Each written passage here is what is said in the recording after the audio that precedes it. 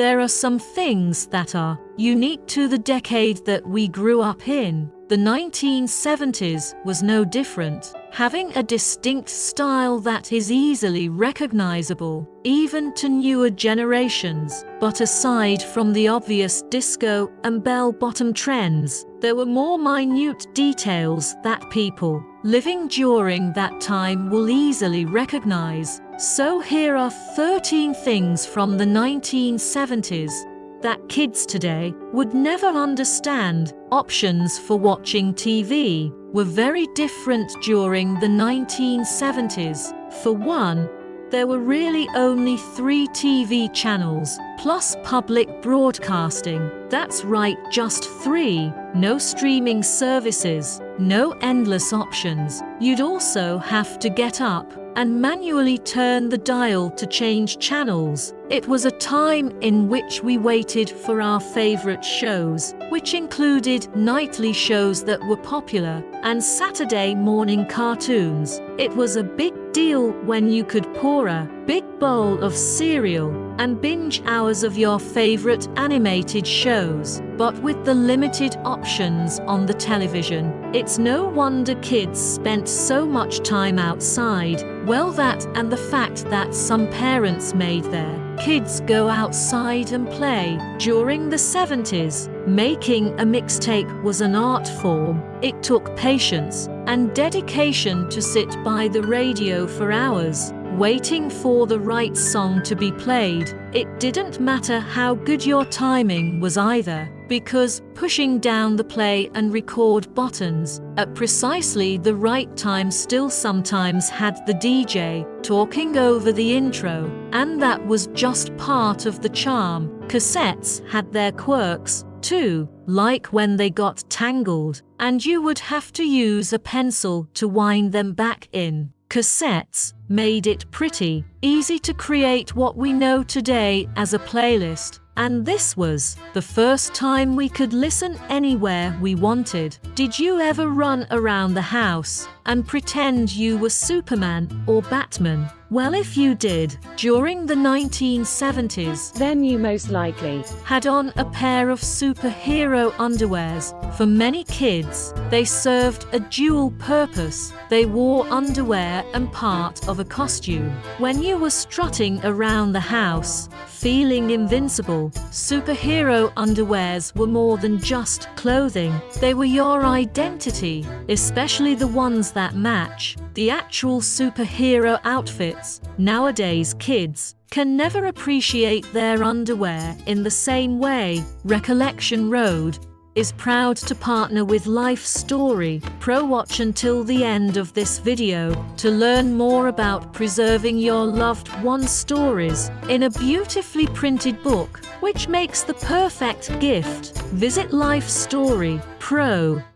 com/recollection to get started. During the 1970s, record stores were not just places to buy music, they were social gathering spots. Just like the mall of the 1980s, young people would hang out with friends, browse through vinyl records, and even listen to albums before they purchased them. Store employees at this time were also music enthusiasts, and they would recommend hidden gems. It also wasn't uncommon for you to strike up a conversation with a stranger who was into the same music as you. So the local record store was a special place, and yet another experience that is hard to replicate today. Hitchhiking during the 1970s was surprisingly easy and acceptable. It was very common to see people thumbing a ride on the side of the road.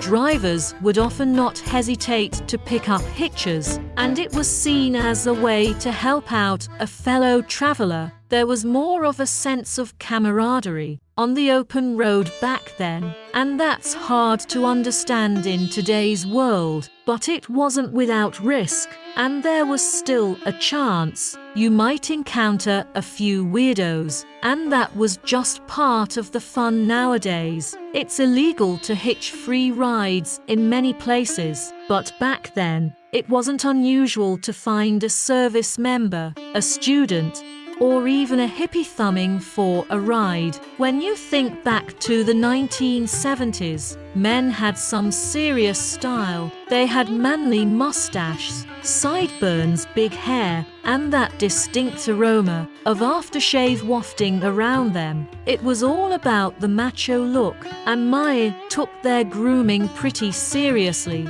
This was also coupled with some pretty bold choices in clothing too, and as long as you could leave a couple of buttons undone so you could show off your hairy chest, you were good to go. Nothing quite matches the swagger mine had in the 1970s. And speaking of grooming, ladies too had their own unique products to give them that 1970s look. Sun-in was all the rage, promising sun-kissed highlights. Women would spray it into their hair and head outside, hoping for those perfect golden locks. And who doesn't remember the smell of Love's Baby Soft, a signature scent from the 1970s? The sweet, youthful fragrance was a defining smell that had all the girls wearing Baby Soft. But I'm not sure the ad campaign would fly today. When the telephone that hung in the kitchen rang, it was always answered. This was before caller ID, so people had no idea who was calling. Can you imagine? You didn't know if it was your best friend or a sales call, which meant there was a chance that you might recognize the voice on the other end and spend some time getting twisted up in the phone cord while you talked, or you might be yelling across the house to let someone else know the call was for them. Today's kids might find it unbelievable that we willingly picked up the phone without the slightest clue as to who was on the other end. To best capture the moments in the 1970s, you absolutely needed a Polaroid camera. The idea of hitting the button and instantly getting a picture developed was gratifying, but you had to be selective because each roll of film only had a certain number of pictures, and then there was the practice of shaking the picture to help it develop faster, which was just a myth. But you couldn't take the bulky Polaroid camera with you everywhere, so there were also photo booths that were strategically placed where teenagers congregated. Places like arcades, malls, and roller rinks were ideal, so best friends and couples could capture the day with a series of goofy and fun pictures. If you were to step back in time and visit a 1970s kitchen, you'd probably find a fair share of mushroom-themed decor, mushroom plates, mushroom curtains, mushroom wallpaper. They were everywhere. Everything back then seemed to have an earthy aesthetic, and mushrooms must have been the perfect fungus to represent that style. I guess you'd call it charm, and every corner of the room seemed to be inspired by it. As you waited for the weekend and that special morning of cartoons, you also needed a sugary cereal to help you enjoy it. The 1970s was all about finding the best surprise toy inside the cereal box. Kids would beg their parents for a certain brand of cereal, not because of the taste, but because of the toy. It may have been a silly game or a small figurine, but it was like finding a treasure. When you dug down to the bottom of the box and pulled out the prize, this excitement made morning cereal more than just breakfast, which is much different than today. Opening a beer or soda can in the 1970s was a bit different than what we are used to today. You'd pull the ring back and peel back the aluminium tab, and back then, most of the tabs were just tossed on the ground. These sharp pieces of discarded metal were a nuisance, especially on beaches or places where you might walk barefoot. These pull tabs were just another hazard that we faced, and the tops would change shortly after to the more familiar State tab that we recognize today, but it was still all part of the fun of living in the 1970s.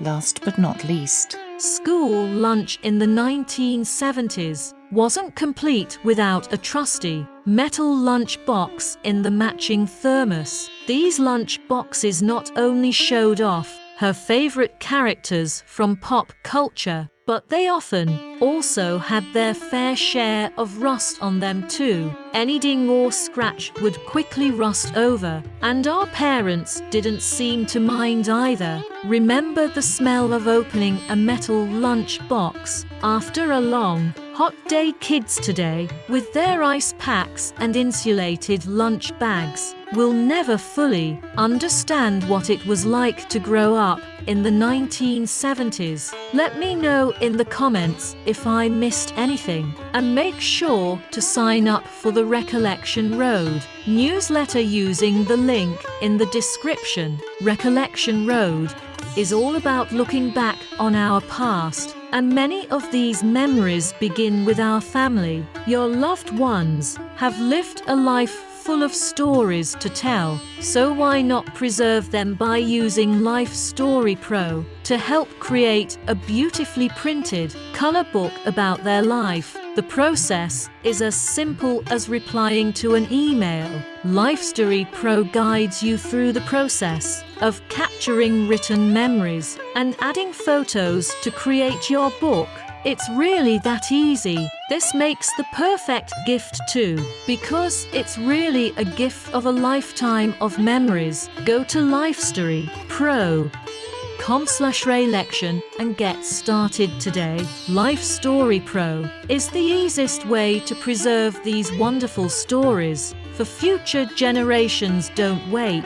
Visit lifestorypro.com/recollection to create your beautifully printed life story. If you enjoyed this video, consider watching the other videos in this series. While you're at it, hit subscribe and share Recollection Road with someone you know. As always, thank you so much for watching.